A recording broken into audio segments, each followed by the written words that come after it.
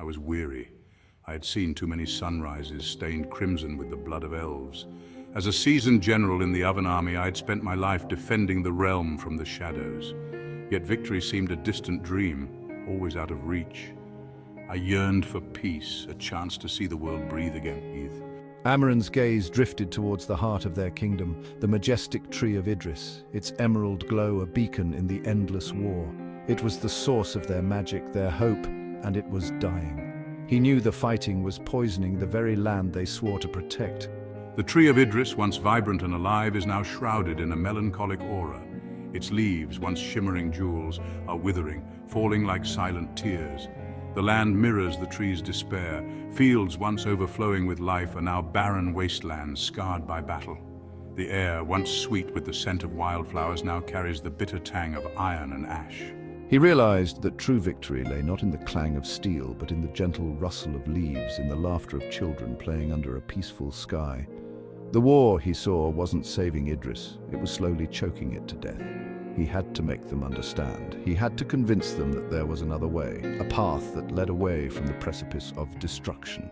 My heart ached for my people, for the countless lives lost in this senseless war. I had seen the light fade from too many eyes, felt the weight of too many fallen comrades.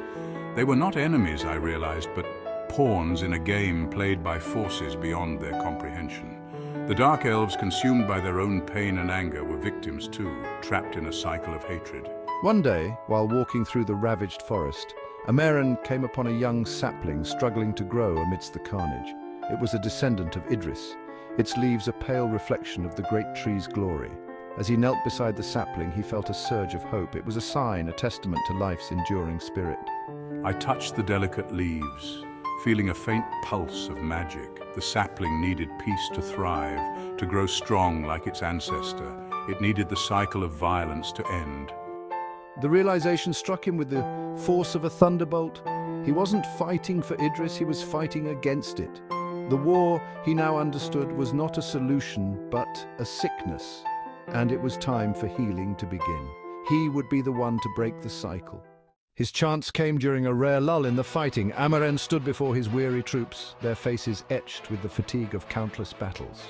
I spoke of the withering tree, of the land that cried out for peace. I spoke of the young sapling, a symbol of hope amidst the despair. I spoke of the futility of our fight, of the need to find another way. His words, passionate and heartfelt, hung in the air, a stark contrast to the usual battle cries. He saw flickers of doubt in their eyes, a glimmer of understanding. They were tired of fighting, tired of seeing their friends fall. They yearned for a different life, a life where the only battles were fought on training grounds. But years of ingrained hatred and fear are hard to erase. Some listened with open hearts, their faces softening with hope. Others remained skeptical, their expressions hardened by years of unrelenting conflict. The seeds of doubt had been planted, but would they take root? Word of Amaran's words reached the king, a man burdened by the weight of his crown. He too had grown weary of the endless war, of the sacrifices demanded of his people. The withering of Idris filled him with dread, for he knew their fate was inextricably entwined with the trees. I decided to seek help, to find a solution where diplomacy and wisdom had failed. His gaze fell upon the ancient scrolls, their pages whispering of forgotten alliances and powerful beings who resided beyond the realm. The scrolls spoke of Asgard, a realm of gods and warriors where the mighty Odin held court. Legend had it that Odin possessed unmatched wisdom and a magical artifact of immense power, the hammer Mjolnir. Perhaps Odin could provide guidance, a way to end the conflict and heal our ravaged land.